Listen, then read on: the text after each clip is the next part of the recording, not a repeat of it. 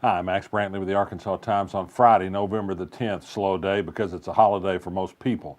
First of all, a few more words on yesterday's University of Arkansas Board of Trustees meeting. You know, they met for more than 3 hours. An executive session came out afterwards and said nothing. It wouldn't talk about what they talked about, although Athletic Director Jeff Long was sitting outside. My reporting tells me that there are a number of members of the Board of Trustees who are not happy with athletic department management, and his continued management of that department was under discussion quite seriously. Is there going to be a change in leadership at the University of Arkansas? If there is, it'll be a decision of Chancellor Joe Steinmetz and President Donald Bobbitt of the University of Arkansas system, but there's some people who believe that that may be an eventuality in time.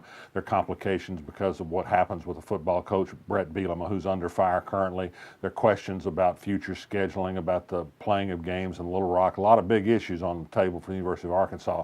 But there's this: if Jeff Long does leave, it'll be worth a lot of money to him. I found out today through Freedom of Information Act request the Jeff Long contract has had automatic rollovers, and he actually may have a contract that runs through 2022, almost 5 more years.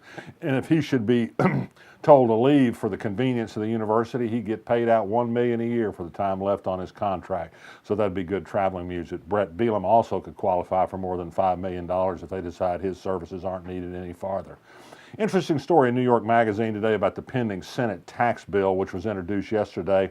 It reflects a lot of the things in the House bill, has some changes, delays the corporate tax cut for a little bit, doesn't give the entire state tax giveaway.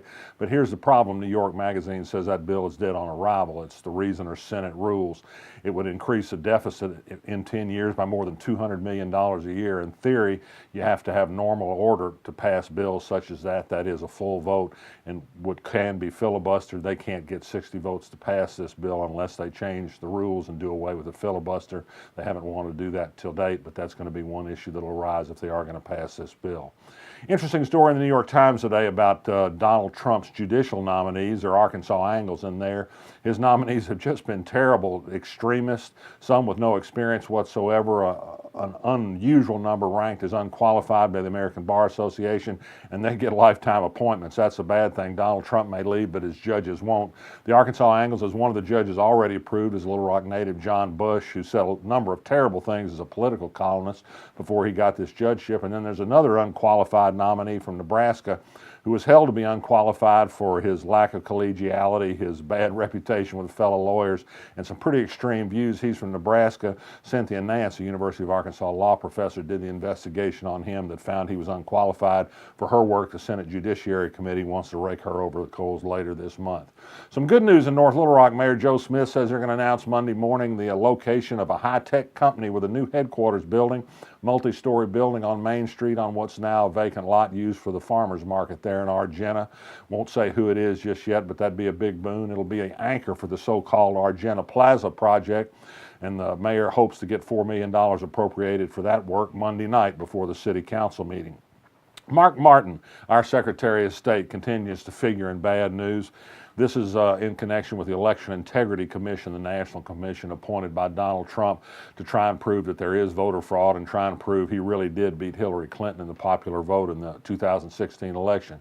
Well, it turns out when Chris Kobach of Kansas gathers up voter data from all over the United States, he first sends it through a server operated in Secretary of State Mark Martin's office. And the magazine Gizmodo says that server is so easily hackable that just about anybody with some know-how could do it. Why it's going through Mark Martin's office, we don't know. That office is closed today for Veterans Day, so I couldn't follow up on questions. Hope to do that next week.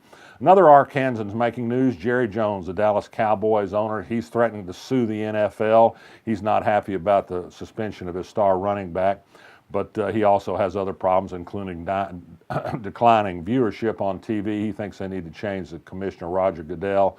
Whether he can get the votes together, don't know, but betting against Jerry Jones in the past has proved to be a bad bet. He may win this one too.